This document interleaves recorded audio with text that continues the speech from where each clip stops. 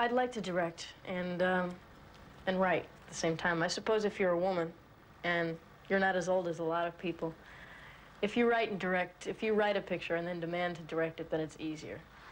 I'd also like to continue with my acting. I'd like to do all three at the same time.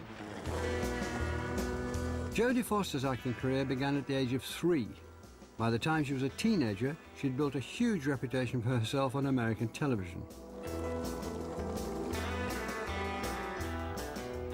Since then, she's forged a very successful Hollywood career, starring in more than 40 feature films. Our interview was filmed the day after Nell was released. The film was acted in and produced by Jodie Foster herself and tells the story of a woman brought up outside civilization. Crazy, I'm crazy for feeling so lonely. I'm crazy, crazy for feeling so lonely. Let's dive in with Nell, your new film. I was trying to think while we were getting ready for this interview if I'd seen a performance quite like it, quite like the one you give. It's about this enfant sauvage. Where did you get the performance from? What did you base the way you played the part on? You do make decisions that are architectural decisions that are right for the character up front and right for the story. But then at some point, you're standing there and you're in your camping gear with a big thermos in your hand, and somebody says, they're ready for you. And then you just have to do it. And I just don't, I don't know that anything can explain that. It's like an athlete, you know. You can make decisions about how you're going to hit the hurdles, but ultimately there is that one little moment of performance that you just do it or you don't.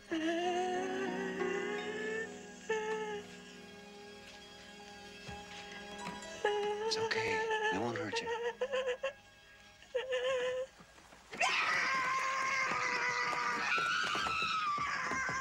I'm just interested in the business of the relationship between when acting stops, when you've done it for so long, so intensively, do you feel maybe acting is where I'm really alive, and what is this other thing called normal life?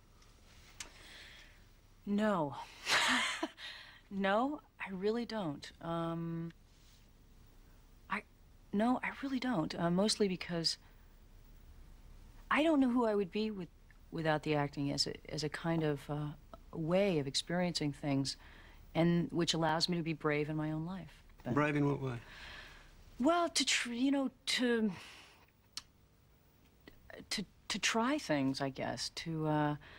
I mean, in this movie, for example, I mean, I know that I am not brave enough to be a person like Nell. I know that I personally am not somebody who finds it easy to admit pain, you know, to people I don't know, or to, you know, walk up to somebody and say, and tell them my life story and just kind of, you know, and hope that, like, we'll connect. And yet I know that that's a serious human tendency in me. I mean, I do want to know people, but I don't know that if I'm brave enough to live in an entirely emotionally accessible way. I mean, to do what Nell does. I mean, I don't think any of us really are, because we're socialized. We use language to deflect our real feelings, and we use barriers in order to interact in the world, in order to be able to live in this world and to live intact.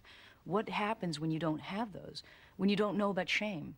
Well, it's very dangerous to live in the world and not know that there's such a thing as shame. It's very dangerous to live in the world and to think that your body is natural. I mean, we can't live that way. Because the world's too dangerous. You want to see my body? Is that what you want? Huh? Woo! Titty! Titty! Right, titty in, push it up. Let's have titty, right? No. Maybe things do get to me, and maybe that's okay to tell people. You know, stupid examples, I guess, is you meet somebody in a car wash, and they say, and they come up to you and they go, hey, how come you don't make any good movies? Like, why don't you make good ones, you know? Instead of like the you know, the kind of silly comedies you make, you know, why don't you make like a good intelligent movie? And my usual comment is I'll say something like, oh, gee, well, you know, that's an I think I'll go ask my agent that, you know, and I'll get sarcastic because God forbid I'm going to tell some stranger they just hurt my feelings. Despite being pushed into an adult world at a young age, Jodie Foster emerged from her childhood stardom relatively unscathed.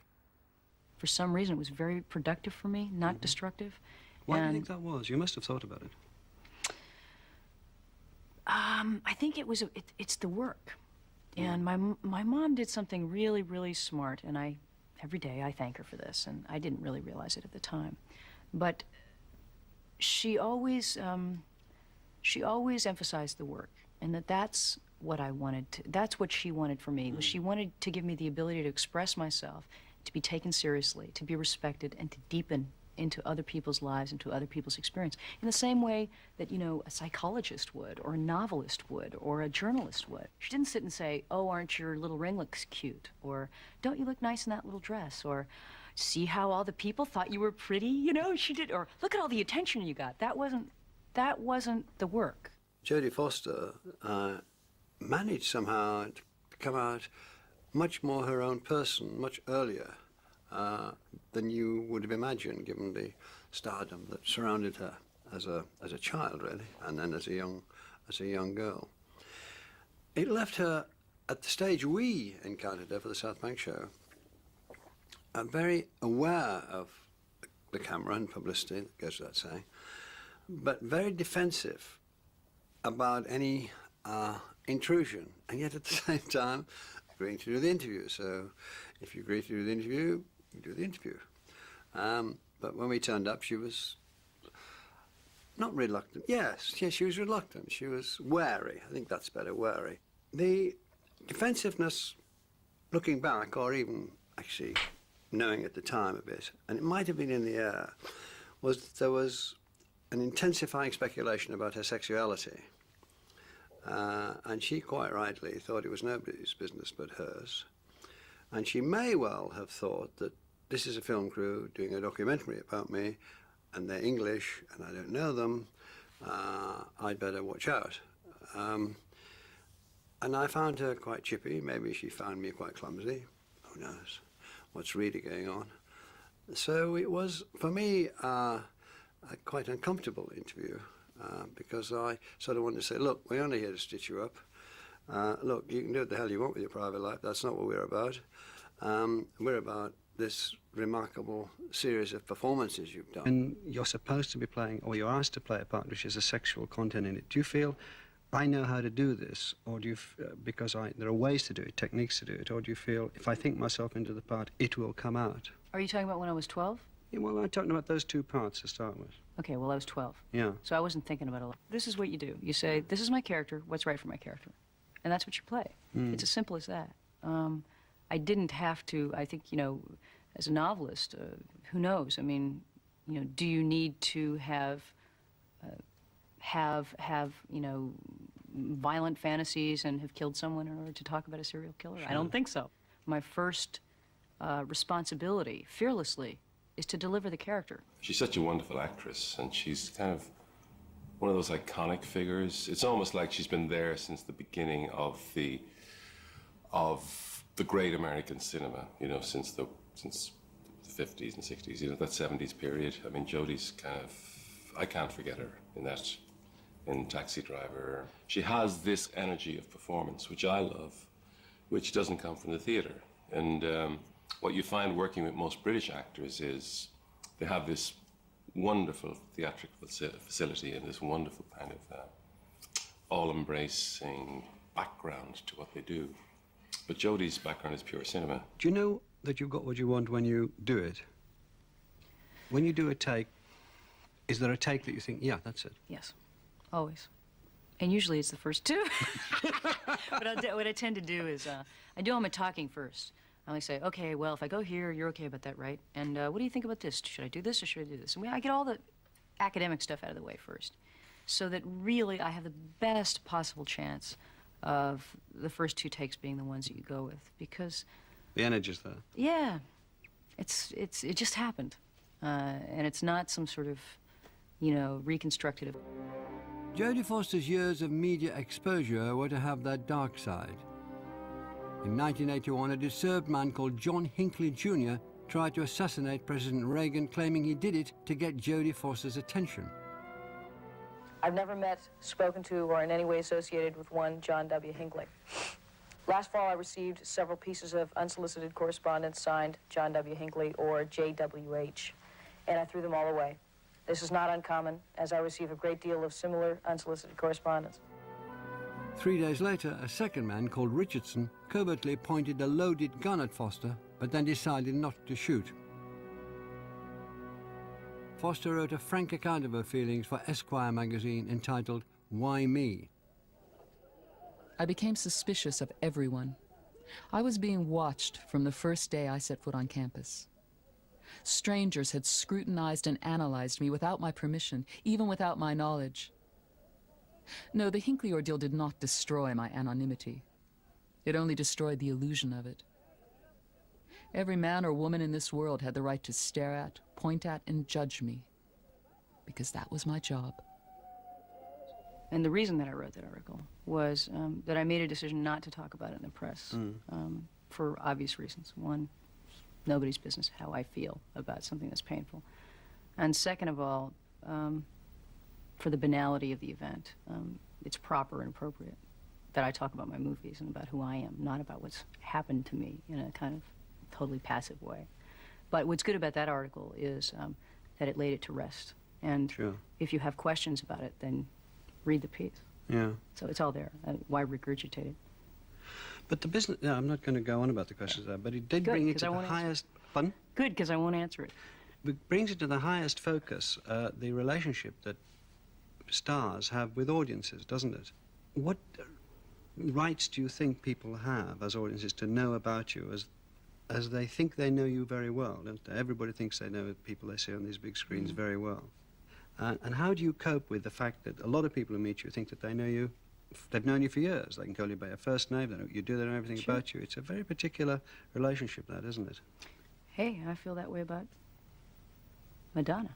Yeah. I feel like I know her because I've seen every cover, but I don't know her. I mean, it's entirely human nature. It is human nature, and that's how I feel about it, is that it's completely understandable, and it's, you know, a part of the experience of mass culture. Foster won the first of her 2 Academy Awards for Best Actress for that role. Her second was for Clarice Starling, the rookie FBI agent in Silence of the Lambs.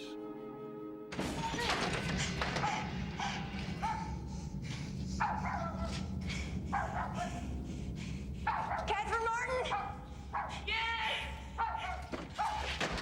FBI! You're safe! You were very keen to play in Silence of the Lambs, Clarice Starling. Yes. What grabbed you about that part? I love that novel so much. I loved it. I really loved it. And the second I read it, I just wanted to be a part of that, and I wanted to play that character. And that wasn't, you know, it wasn't a popular choice for those that surround me, because it wasn't an incredibly flashy part. I had to fight for it. Had to basically call up, you know, it's the agent thing. You call up somebody's agent, and you say, look at it, you know, I know that he has a first choice. Well, I'd like to be second choice. So I would like, just in case something happens, just in case somebody else gets hit by a truck. And I felt fine about that because, you know, when you love something and you want something, what are you gonna, like, lay around and wonder about what might have happened had you not gone after it? What drew you to it, then? The mythic hero structure. Princely boy in folklore. There's a terrible disease in his country. He has to leave and go into the forest of experience to find this panacea and to slay the dragon. And in the midst, he runs into gnomes and demons along the way and realizes that, you know, his handicap are his own failings. And once he recognizes those failings, he finds the dragon, slays the dragon, brings back the panacea, but is the great hero, but will never be a citizen of his country again, will always remain outside. If you look back through cinema history, women don't get to follow a heroic structure. They are never, they never have a central human journey that allows them to go from A to B to C to D and to come out victorious and in some ways changed. It's just very rare in cinema history. For me, there was a personal issue, which is I wanted to play a woman who in some ways is probably the closest character to myself. You wouldn't think so, right? Because she's sort of, you know, West Virginia, blue-suited girl. But so close to me, somebody who, for whatever reason, in her character, even though it may be foolish, has a mission, and that is to save women. And the women that she has to save are the women that represent a side of herself that she's ashamed of. Women who are too small, or too fat, or too marginalized, or not good enough, or not strong enough, or not important enough. And that's a hard fact for her to recognize, that they are as much a part of her as any other diploma that she may now have, that she has been too small. And that in fact is why her responsibility as a character, something that's been given to her long before her birth, is to save women and give them a voice, women who don't have a voice. You're all right, Catherine. Now, where is he? How did I know? Just get me out of here! Catherine, you gotta be quiet. Now, shut that dog up. Just get me out of here! In a sense, it was a man's part. In a sense, it was the power was divided between the monster and the person tracking him down. The fact that the person was a woman gave it this extra frisson, because those sort of parts, it's usually the good tech, the private eye, the lone gunman. It's somebody like that who tracks them down. This time it was Jodie Foster, and she had that alarm about her, which was extremely captivating. The sort of fear and the determination to conquer the fear, which gave her performance extraordinary power, I thought. Did the message that you'd seen in the book for women, as it were, Yeah. and then played on the screen, get out and get around, was it seen as this, that the quest was in the hand, the hero's quest was in the hands of a woman this time? Oh, I think so, yes, very much so. I mean, I think the movie does something very extraordinary. It's a movie that speaks of violence and cruelty, and of the compulsion to render another human being powerless. And yet it speaks of it from the point of view of somebody who is good and who fights for the women that she's trying to save. It is inhabited by a point of view that it's about humanity and goodness. And so in other words, you're able to talk about cruelty and violence without being a part of the culture that perpetuates it. And I can't name very many movies that deal with violence in a hard-edged, dramatic, and real way, that deal with an issue that is very firmly in our psyche these days, and yet it inhabits the right point of view. She has survived as a woman in Hollywood, you know, and she survived without any complaint, without any huge, earth-shattering statements, any kind of, you know, she survived in the realm of very, very feral men, you know, and very big, aggressive, egotistical males, you know. And she's done it quite effortlessly, and it's kind of amazing that she's done that, and that takes a certain kind of bravery, I think. In what way can films have an influence? And what way have you noticed, and have you sort of... I can only speak for myself. Yeah, sure, exactly. And in my own life, there are experiences that I've had in a movie theater watching films that have reminded me of who I am, and almost like there's a word for it. Damn. Recognition, you like the recognition? Yeah, recognition of a sort of consciousness, you know. Yeah. And that's, you know, there's nothing like that, I think. It allows you, once again, it allows you to be brave in your life in ways that you might not have been had you not had the opportunity to experience something very dramatic and